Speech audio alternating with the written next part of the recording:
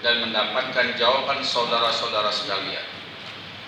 Apakah saudara-saudara bersedia untuk mengucapkan janji prasetya kepengurusan anggota KONI Kota Palembang? Sedia. Selanjutnya ikuti kata-kata saya. 1. Saya berjanji bahwa saya senantiasa tunduk dan setia kepada Negara Kesatuan Republik Indonesia. Pertama-tama tentunya kami sekali lagi merasa sangat bersemangat untuk bagaimana kami Kota Palembang ini, Kota Palembang ini dapat bersama-sama dengan pemerintah Kota Palembang untuk menjadikan Kota Palembang ini, kalau tagline kami Pak Wali, adalah Palembang juara. Karena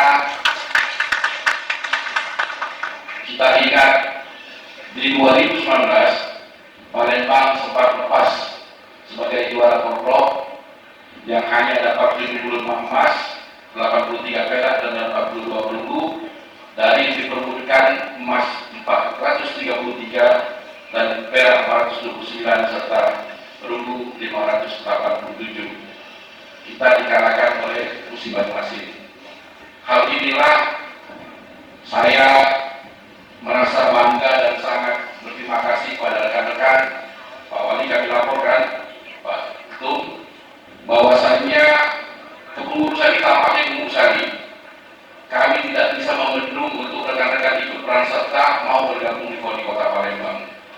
Saya juga sudah sampaikan ini tidak ada keterpaksaan dan sebenarnya saya bilang masalah dapat honor juga bukan urusan nomor satu Pak Wali.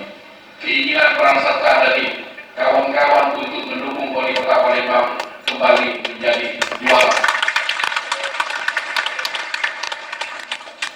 Untuk itu kami yakin dengan Pak Wali Kota, Bapak Haji Haryoyo ini sangat sayang kepada kami, tentunya akan mendukung sepenuhnya dengan pemerintahan Kota Palembang, baik itu spiritnya maupun materialnya, karena tidak lepas semua ini untuk prestise Kota Palembang.